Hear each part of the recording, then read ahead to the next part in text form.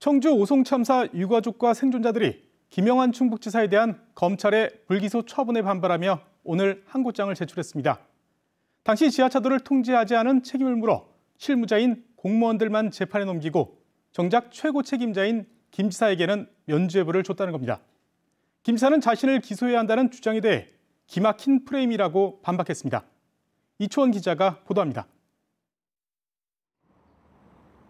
청주지검은 지난달 오송 참사 발생 18개월 만에 수사 결과를 발표했습니다. 중대재해처벌법 시행 이후 자치단체장 가운데 처음으로 이범석 청주시장을 기소했습니다.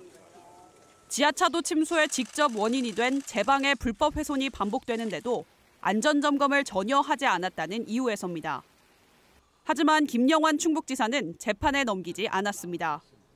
지하차도 자체에는 결함이 없었고 진입 통제가 안 됐던 건 담당 공무원들의 잘못이라고 검찰은 판단했습니다. 오송 참사 유가족이 대전고검에 항고장을 제출했습니다.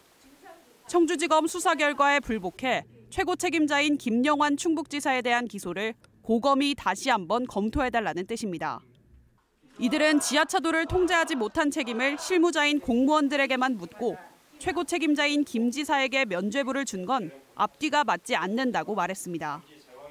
충북도 공무원 7명이 업무상과실 치사죄 등으로 재판을 받을 정도로 지하차도 통제 실패가 있었다고 확인하였음에도 최고 책임자인 광역단체장은 기소조차 되지 않았습니다.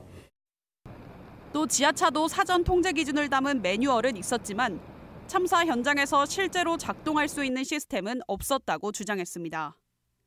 매뉴얼만 있으면 뭐 합니까? 어느 누구 하나도 그 매뉴얼을 지킨 사람이 없었기 때문에 저희 유가족들은 사랑하는 가족들을 다 잃은 거거든요.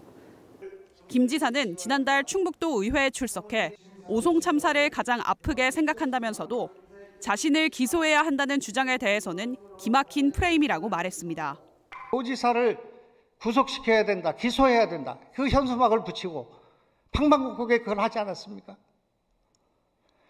참으로 기막힌 그런 프레임을 걸고 그렇게 공격을 했고 그렇게 비난을 했지만 이범석 청주시장 사건은 1심 재판부가 제22 형사부로 배당됐습니다. 오송 참사와 관련해 경찰관 사건을 담당했던 재판부인데 아직 첫 공판 기일은 정해지지 않았습니다. 오는 7일 법관 정기 인사에서 재판장이 바뀔 가능성이 있어 추후 정해질 것으로 보입니다. MBC 뉴스 이초원입니다.